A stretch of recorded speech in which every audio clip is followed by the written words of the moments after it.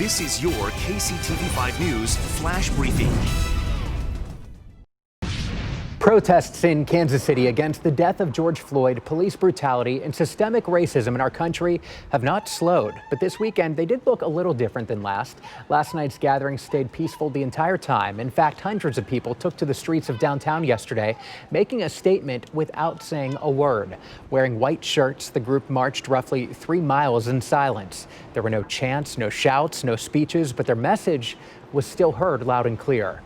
There's peaceful ways to protest as well, and this is just another way. Nothing against the other protests. I think we need them all, but it's just a different way to show how many people can come together as a community to fight injustice. I think there's been this narrative of things being violent and people being irrational when they're protesting, and there's something powerful in being able to stay silent and staying calm that hopefully will build on the narrative that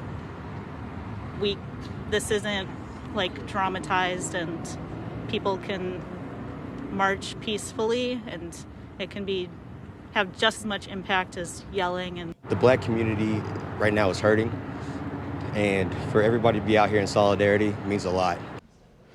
There was no police presence during yesterday's march, and as you can see here, there was none needed. Many of the protesters we spoke to say it was aggressive police tactics that last weekend that were partially to blame for demonstrations turning violent.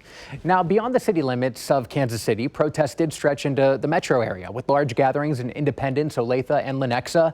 We heard from Johnson County residents who say racism exists on both sides of state line. It gets old as a black man. It gets so old and it's tiresome to keep seeing it. We getting killed, we getting whatever. I worry about my sons. I got 2 sons. I got to worry about them too. You know, I shouldn't have to preach to them, this is what you need to do when you get pulled over or anything like that. I've seen a lot of things growing up for 54 years here in Olathe. Olathe is a nice place to live. I mean, I've lived here all my life. But I've seen and dealt with some injustices.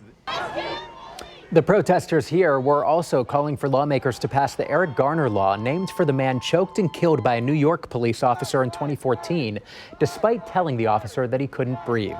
The law would ban law enforcement from using chokeholds.